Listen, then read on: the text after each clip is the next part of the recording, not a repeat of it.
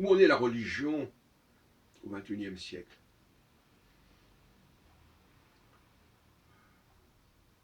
Dans bien des cas, la façon dont les gens parlent de Dieu aujourd'hui est extrêmement décevante. Et ils en parlent comme on parlerait des scientifiques. En fin de compte, on peut dire que la science s'est appropriée en quelque sorte la notion de Dieu au sens religieux du terme. La notion de Big Bang d'ailleurs a été élaborée par des ecclésiastiques, notamment maîtres.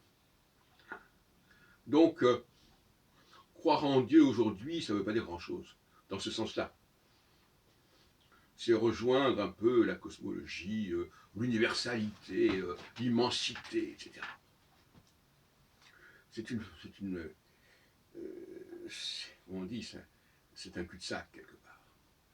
En revanche, croire dans un Dieu qui se serait spécialement occupé de notre humanité, ça c'est beaucoup plus intéressant. Et c'est là que la croyance fait sens. Le Dieu de la deuxième création. Parce qu'il y a aussi un autre Dieu auquel les gens croient, qui est le Dieu, l'homme-Dieu, l'homme créateur, l'homme inventeur, l'homme de la technique. Donc, vous avez trois conceptions de Dieu qui cohabitent.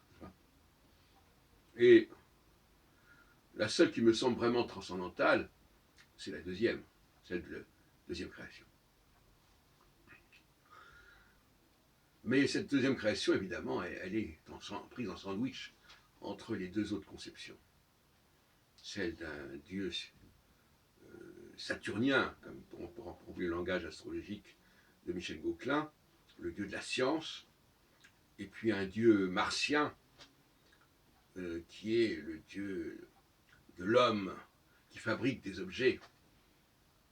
Le martien, le guerrier, ayant un arc, ayant des armes.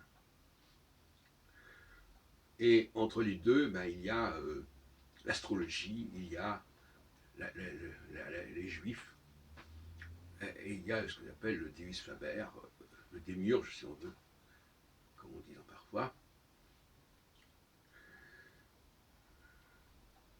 Mais très franchement,